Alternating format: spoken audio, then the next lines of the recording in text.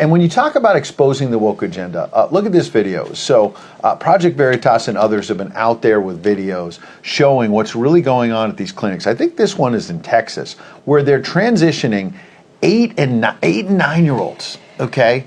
And Undercover video is exposing just what's happening behind closed doors. Watch. Listen to what Nora Scott, a licensed social worker at Dell Children's Medical Center in Austin, Texas, tells our undercover journalists.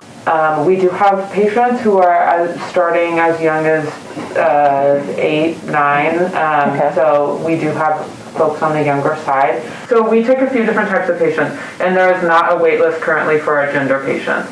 So you could get scheduled more quickly than some of our other types of patients right now for those.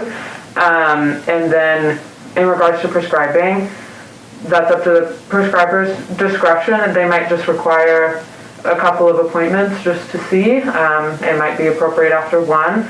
It's not something that we want to gatekeep and require someone to, come see us 10 times before it's prescribed. We have a list of gender-affirming therapists that we can provide too. So that's something outside of the clinic that's generally very. But it's not required to be seen here. But it's not. It's not required. It would be required if you were trying to go through, as they were older, like a formal surgery, and you needed reference letters. You would need a therapist letter, but if you're not going through that process, it's not required. What do you think? A licensed clinical social worker, really? I mean, I just can't believe there doesn't seem to be any medical ethics anymore. What happened to medical ethics? Is it just out the window entirely? And following the science, which we heard in COVID over and over, big in Terrence. This is outrageous. There are 2 genders. And that you bring in all the therapists you want, and you could call it and change the language and call it gender affirming to cover up that you're changing genders. She said 8 or 9-year-olds are on the younger side for our patients. Are the younger side? Yeah.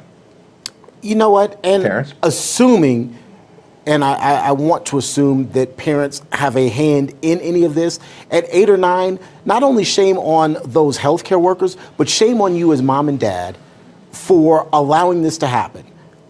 If in fact that's the case. And again, I am some are allowing it, and then others don't know. Others don't know, and so that's the governor of Colorado wants you to keep it secret. He's going to traffic your kids. That's what I was getting ready to say. I'm throwing out some assumptions here, but for those parents who do know and allow their children to move forward with this, shame on you. Shame on you for letting an 8 or 9-year-old undergo this sort of process. That's what strikes me. That any parent who would know this and allow it to move forward, shame on you.